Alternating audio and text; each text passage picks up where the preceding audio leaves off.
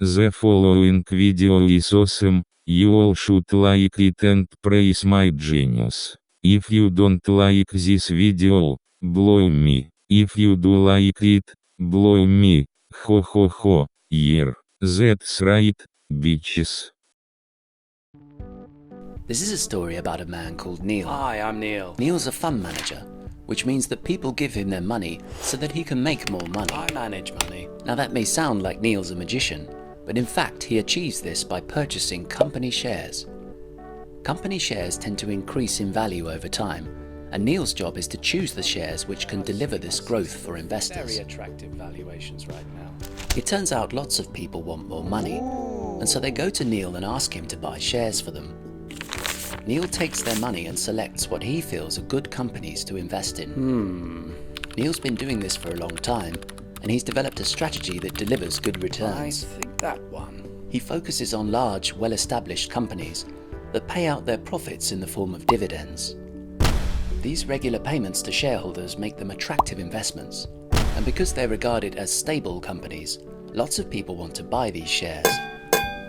They're listed on a stock exchange to make them easy to buy and sell in large volumes.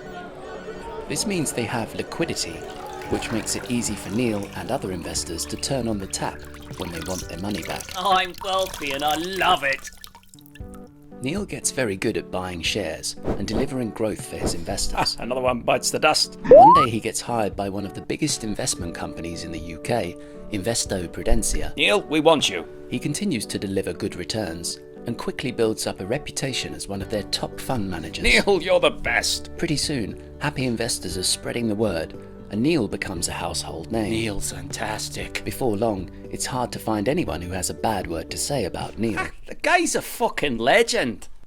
As time goes on, Neil starts looking for better ways to grow money. Must be more. And he starts looking outside the stock exchange at companies that are smaller and less well established. These look good. These companies often produce very high returns, but greater risk means fewer people want to buy these shares. For this reason, they can sometimes be hard to sell, which makes it difficult to turn on the tap when investors want to. Neil wants to invest in these high-growth markets, but he finds that Investo Prudentia won't allow this. Are you mad, Neil? As a large company, they have lots of rules and procedures that all their managers have to follow. Absolutely not. Because unlisted companies do not have liquidity, the company is concerned that their money tap might be affected if too many investors want their money at the same time. Those games are asking for trouble. Pretty soon, Neil gets tired of all these rules, and he leaves Invesco Prudentia to set up his own company, Neil's the Deal.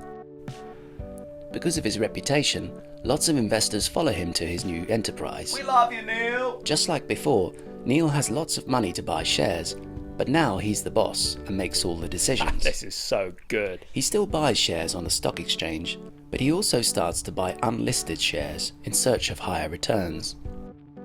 For a while, everything goes well, but then the markets hit some turbulence and share prices start to fall.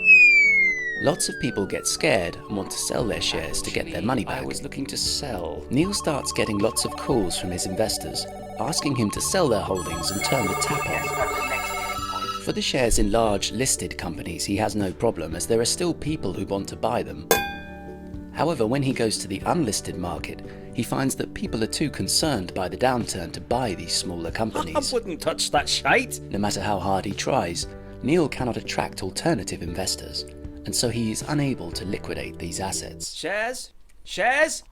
Anybody? Neil does his best to reassure his investors that the taps will soon be unblocked and that their money is coming. It's just a systems problem. But after a while, people start to lose patience. When will we get it, Neil? As confidence in Neil declines, more investors start asking for their money. I want it tomorrow. Because of all the selling, the value of all the shares starts to decline, which only makes things worse. You bastard! Neil continues to ask for more time. Just give me a few but more quite days. soon the media is openly discussing the issue, and once again Neil is a household name, but this time for all the wrong reasons. Total balls up. Needless to say, things become increasingly difficult at Neil's the Deal. Stop saying it's my fault! Before long, the company starts to fall apart. Oh, you asshole, you're fired!